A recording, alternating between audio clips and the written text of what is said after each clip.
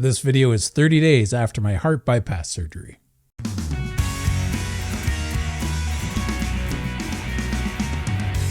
Hey, what's shaking bacon? My name's Bruno Panucci. I hope you're doing well. So I've been doing this carnivore diet since 3.5 years now, as most of you know out there. Every now and then I like to mention this because some people are new to the channel. And I started doing this carnivore diet because I had a heart attack back in 2015. I've lost a lot of weight, but I still have more weight loss to go. So I'm down 165 pounds and I've been at a plateau because I've still been dealing with high fasting insulin. Now I'm in the process of trying to get that figured out, but I'm at the very beginning of it with an endocrinologist. But this video is more about how I've been recovering and what it's been like after my open heart surgery. There's a lot of people out there who have this in their near future. Maybe it's 5 years, maybe it's 10 years, maybe it's a loved one, maybe it's your husband, or maybe it's your father or father-in-law, someone you know who's about to be going through this, and they want some just frame of reference as to what it's going to be like after the surgery. So as lots of you know, in the hospital, the surgery, everything went well. I'm over a 300-pound guy at 6'1", 6'1.5". I was worried about my size being an issue, and nowadays it doesn't seem to be as much of an issue for some reason with the anesthesiologist. That's where most of the concern lies, to my understanding. The first sort of complication, which I think is a very common complication, was after the surgery, after about a day and a half, I got this rib pain, probably at about my 5th or 6th level of my ribs on the lateral side, just under my pec. And it was a sharp pain and it hurt to breathe. And after a few hours of it, it got really bad and it really hurt to breathe. And I was breathing very shallow. The only thing that was helping that was morphine-based drugs. So it makes sense. And I mentioned it to the doctors, but they just look at it and go, yeah, well, it's kind of to be expected. And I understand why, because they take your ribs that attach at your sternum and they also attach into your back and they open up your chest cavity. That's going to cause stress on the ribs. And there's a good chance they might fracture or slightly maybe dislocate or make a rib kind of out of place. Not necessarily a dislocation, but imagine your finger just being sort of twisted just a little bit. So I'm pretty sure this was a fracture because the pain was so sharp and so intense. And so they paid no attention to it. They didn't even want to do an x-ray because they just take it as part of the standard healing procedure. But that pain went away after about a week. And as most of you know, after that, I took a fall in the hospital. I was actually getting discharged and they were discharging me with really low blood pressure. And I passed out while I was washing up in the bathroom to leave. And they had to call a code blue because they found me passed out in the bathroom. And it was a whole ordeal. And I made a whole video really just about that. And so what happened with that, the only complication I had from that was I had really bad back pain for about 2 to 2.5 weeks afterwards. So I'm a registered massage therapist by trade. And I know when my back goes out, I usually have to get a chiropractic adjustment. That works the best. Massage can help, but that works the best. And you just can't get a chiropractic adjustment when you have a broken sternum. But I did an appropriate amount of stretches and exercises to readjust my sacroiliac joint. And that became a non-issue after about 2 weeks, 2.5 weeks or so. But I also had this other upper back pain that went from my neck down to my shoulder, and it felt like a disc was out. And it was really painful. I knew it wasn't a musculoskeletal pain. It was more of a disc or a joint that was out of place. And it was causing more of a neurological pain going down my neck. And so lying in bed just wasn't an option. I knew it wasn't muscular because it hurt all the time. Now, when a muscular pain is an issue, it usually only hurts when you're active with that muscle. But when you're lying there doing nothing, it feels not too bad. So those are my particular issues I had after my surgery, immediately within like the first week of my surgery. The sad part is some of that stuff could have been avoided.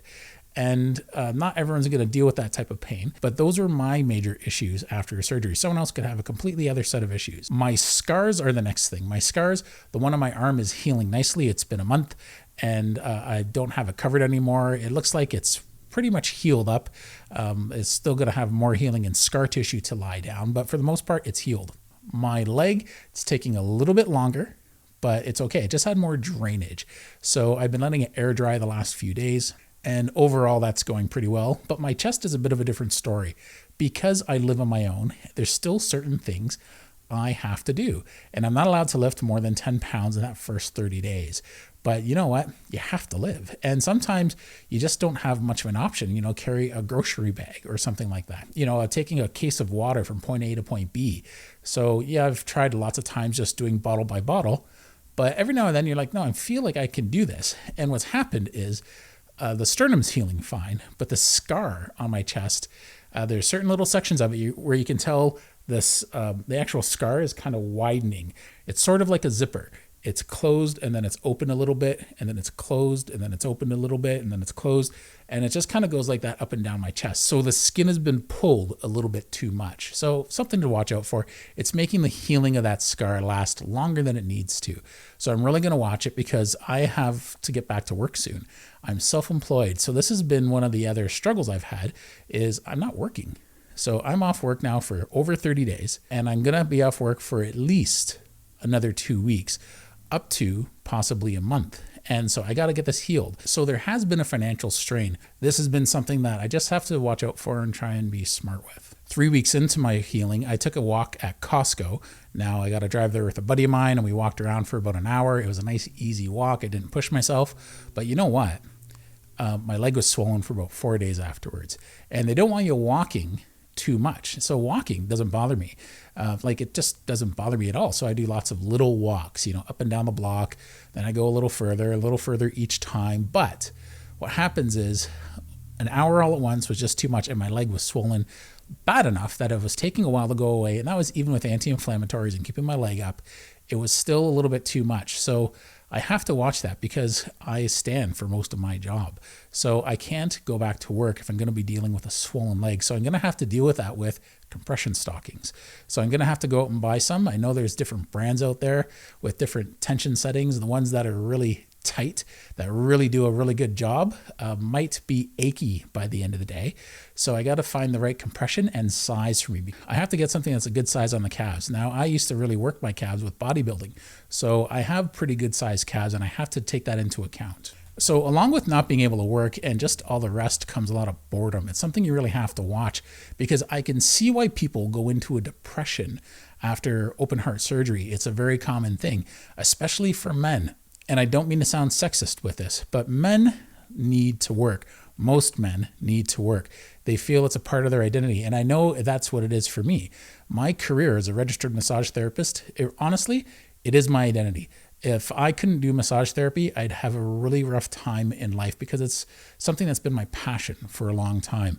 And not being able to work can do a mind trip on you. Fortunately, I have a pretty relaxed job, so it's not like I miss any stress or anything like that.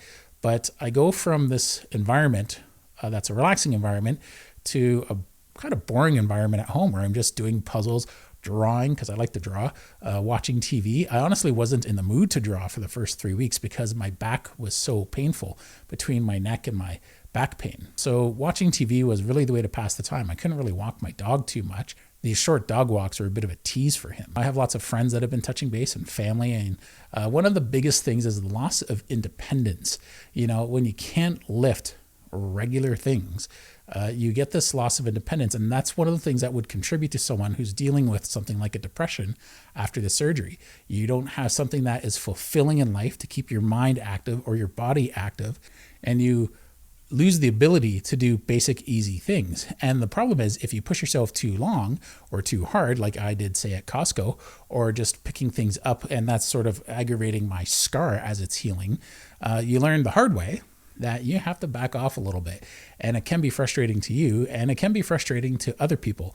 Honestly, people that are closer to you can find it more aggravating than the people who are just in that second layer of bubble who just are completely concerned for you. There's people in my inner bubble who are like, well, when are you going back to the gym? When are you going back to work? When are you going back to the gym? When are you going back to work? When are you going back to the gym? When are you going back to work? And it's like, they're not listening to the answers I'm giving. And the answers I'm giving are the same answers I have to give my patients and my clients all the time at work. You have to let something heal before you start pushing it again. I once suffered from a sprained ankle from the time I was 23 till I was 25 because I sprained it when I was 23, and I kept going back to exercising and running way too early. You know, I gave it like 6 to 8 weeks and I went back at it and it was too early, and it's like I re-sprained it. And I just kept re-spraining it over and over again for 2 years. And I learned a valuable lesson from that. Just because it doesn't hurt for your day-to-day quality of life doesn't mean it's not still an issue, and it'll easily get aggravated when you start pushing it. And it didn't feel like I was pushing it at the time, but boy, did I feel it afterwards. And it's the same thing with a broken bone, like my sternum. Just because it doesn't hurt at all, it doesn't mean that I'm ready to hop on a bicycle and go to work. That's going to take 6 to 8 weeks to heal, straight as that. So overall, those are some of the more larger issues I've had to deal with from my surgery. Now, it's not really that bad. It's pretty relaxing. You know, it's just really fighting boredom. I haven't been going into any sort of depression. I've had a rough enough number of years under my belt now that it's not really anything that's overwhelming. It's just the latest thing that I've had to go through where I'm like, yeah, well, what's next, right? So, and this is one of those things for me that is just, you know, you just got to take it in stride, wait for it to finish. And when it's done, just dig yourself out of that hole. And it's just one of those things where it is what it is. And fortunately, I have a good network of people around me who are overall being extremely supportive. Just a couple people who just don't quite get it through their head that you can't do certain things yet, you know, and they think, you know, well, you need exercise. You just had open heart surgery. And it's like, no, that's not how it works, because when you have a scar going down your leg that's 1.5 feet long and your leg swells whenever you're on your feet too much, the last thing you want to do is exercise. You want to let that heal to a certain amount so that when you do go back to exercising, you're not going to re-aggravate it and keep that wound lasting longer than it needs to. So take my advice, take the time. If you're ever going through something like this, take the time to rest. Sit down. It's boring as hell, but sit down, relax, and let the healing do its job. Anyway, thanks a lot. Hope you appreciated this video. Take care.